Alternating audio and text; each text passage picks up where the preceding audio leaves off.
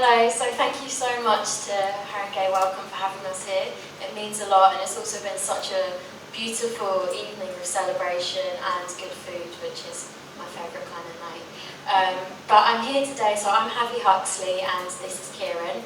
I'm the co-chair of Save Latin Village. And I'm a trustee for Save Latin Village. Kieran also works for London Renters Union and Save Ridley Road as well, so we make a really good team when it comes to this anti-gentrification work. So we've written a little speech about what we do at Save Latin Village and the most recent events. So yeah, thank you for having us. We're here on behalf of Save Latin Village, and in early August we were completely overjoyed to announce a victory for our campaign. That's after 15 years of intergenerational struggle for traders, local residents and campaigners against corporate-led regeneration plans. The developers, Granger PLC, withdrew from the Wards Corner site, so this is almost unheard of to have a developer withdraw.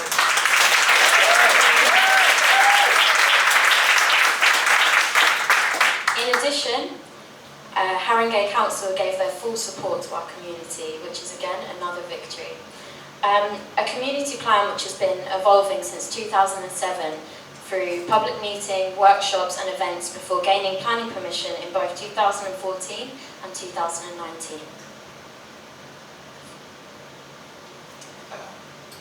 The fourth iteration of the plan, co-designed by the Architectural Cooperative Unit 38, would sustainably restore the existing buildings and provide over 3,000 square metres of retail space and cafe space with an enhanced market at its heart, alongside 650 square metres of new community facilities, including a childcare centre. On the wider site, there's potential for social housing development in collaboration with the council and the community. The community provides London with a radical alternative to the heartless redevelopments that oust marginalised communities. The community plan is a chance for the Latinx and local community to flourish.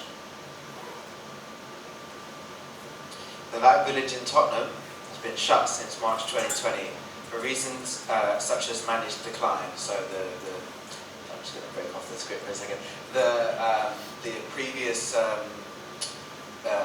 company that managed the market before, Quarterbridge MAN, basically essentially were like managing the market to decline and causing lots of health and safety issues and just a lot of neglect from them.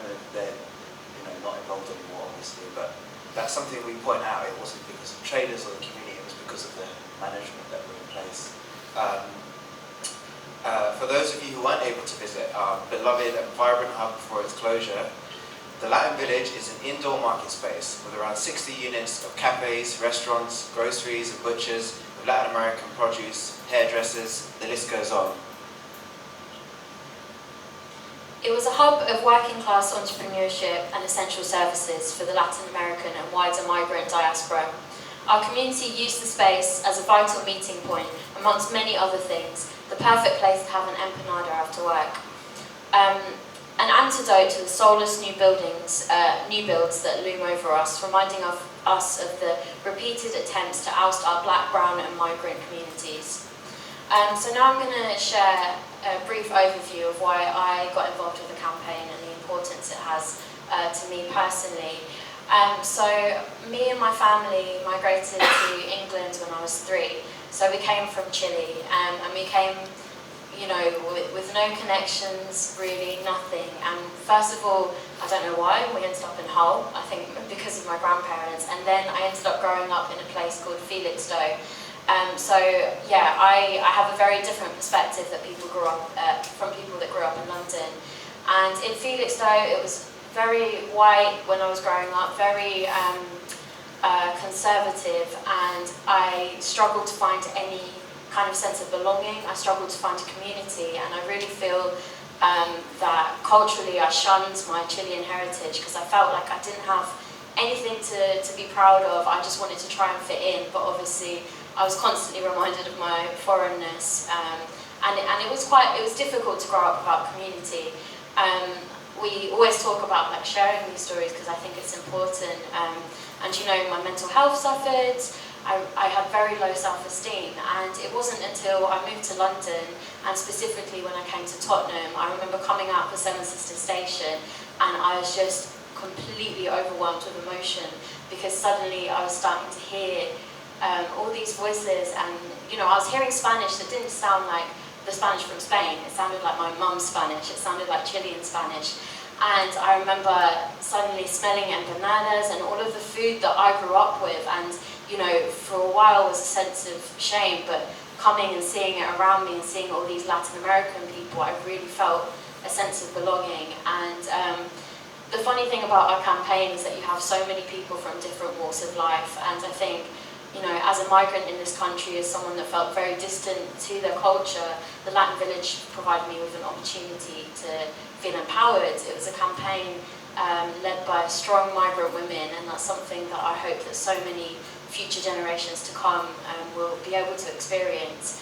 And yeah, I'm an illustrator. I didn't know anything about campaigning when I started, so it's been an amazing journey, and it's also been an opportunity for me to reclaim my culture, for me to feel proud of the way I look, my family and so on, and to actually be able to celebrate my community in this space and get to know all sorts of different people, migrant, working class, black, brown, from all different backgrounds.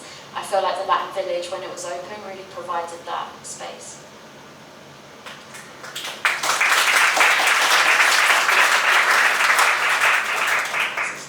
My turn to share my own sort of personal connection. I always find it's useful to go, start with yourself, start with us, and then go to what that means for everyone now.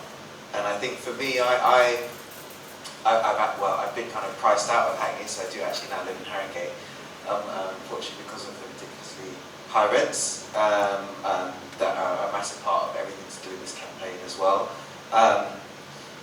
I grew up in Hackney, grew up around Dalston, and so, for my whole life, but particularly the last 10 years, maybe more like 12 years now, have watched the displacement and social cleansing of particularly black and brown, migrant, working class communities that essentially, that culture essentially is the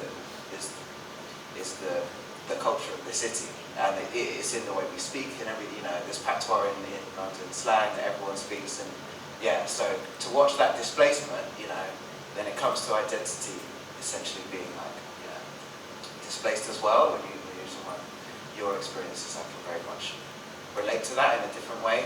And so I think that I've got some extended family, what do you call it? I don't know, extended family from Latin America as well as being Jamaican, and when I saw that there was a struggle that was very related to my own lived experience of watching friends and family be affected really drastically by social cleansing, as long as I'm breathing, it's imperative that we fight for these spaces, because essentially for me,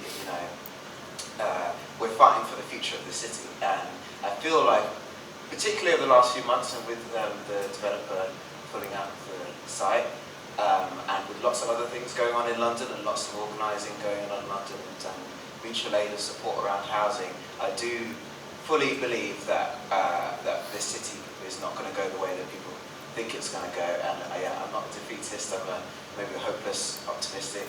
But now I've started to preach. But that's where I come from, and I think this is what's really beautiful about this campaign and other spaces, is that it's people showing that we have a lot more power than we're told that we have, and that this developer essentially got scared of us, and got scared of what was nearly 20 years of many different people in the community, putting their hands together, many hands to make light work. It is a lot of work. You kind of hear my voice, it's a little bit strange, but the more people that are involved, maybe some of you from tonight, then the table will be lighter. I started to preach, so I'm going to let us go back to what we were saying.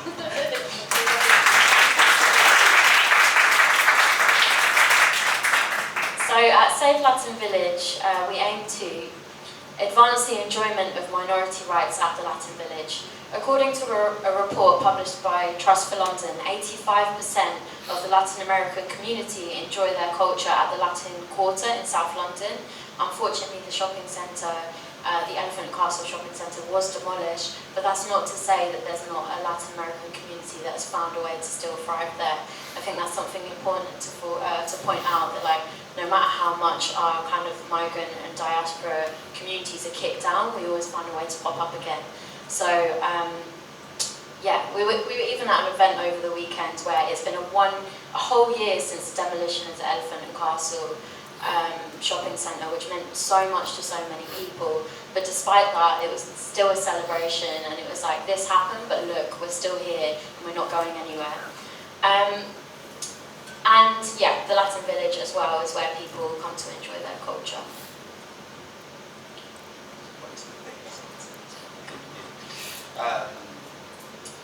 Yeah, to raise public awareness of human rights concerns at UK's only Latin Village and second largest Latin quarter, located in Seven Sisters Indoor Market in London.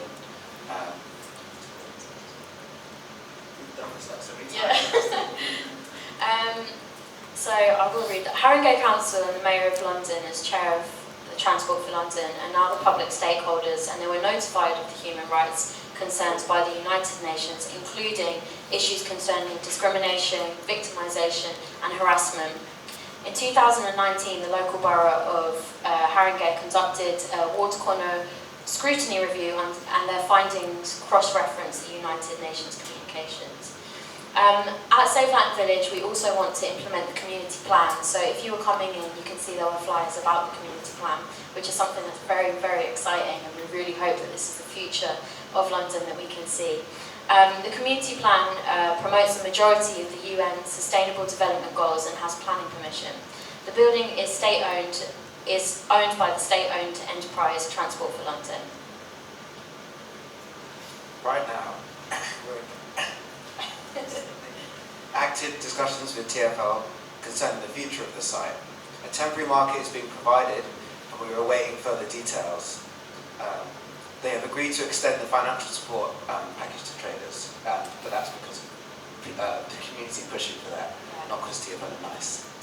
Yeah, exactly. And for anyone that follows the campaign, it's worth noting that over the weekend we actually had a pretty horrific eviction that happened at the Latin Village. So although we're really trying to embrace this celebration of the developers pulling out, that's not the end of the fight for us.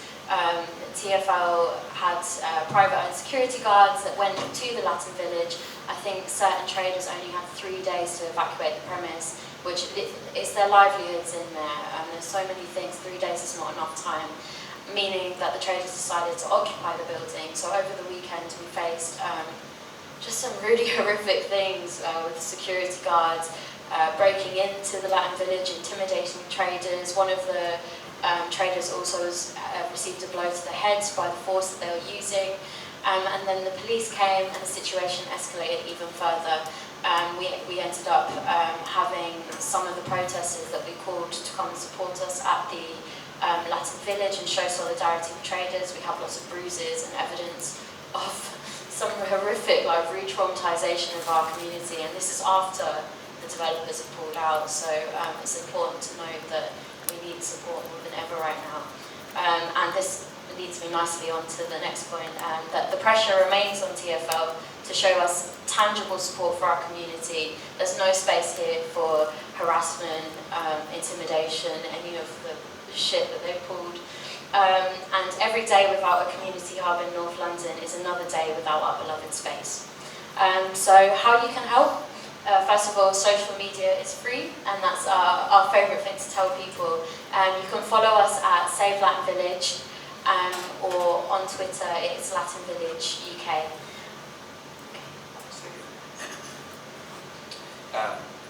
All focus must shift to developing a democratic organisation, the Wards Corner Community Benefit Society, which will restore and manage the Wards building and new market on a one-member, one-vote basis. They're convening a set of workshops to explore the key questions at the heart of the Community Benefit Society, such as defining its objectives, membership, board and subcommittees and its relationship with the trust. These workshops are for market traders, workers, local residents, local businesses, and market and town centre users. We have some flyers out there with more info, and yeah, we also urge everyone to donate to the N15 Development Trust. Now that Granger has withdrawn from the Wards Corner site, the Trust is about to put all of its resources towards the implementation of the community plan. The Trust is a non-profit organisation which relies on grants and donations to carry out its work. If you can, please consider making a one-off or recurring donation to support our work as we enter this exciting new era. And finally, we strongly feel another future for London is possible, as our years of intergenerational struggle has shown. Our black, brown and migrant communities face endless setbacks, but we always find a way to thrive. We will continue to pour all our love and all our rage into protecting our marginalised communities and peoples. This is the future of London that we want to see. We stand in solidarity with all grassroots campaigns across London, providing people with a platform through collective action. The most powerful weapon we feel we have is imagination, and we dare to imagine a future where people have more value than profit and migrant communities can access their culture as a sense of pride. Thank you.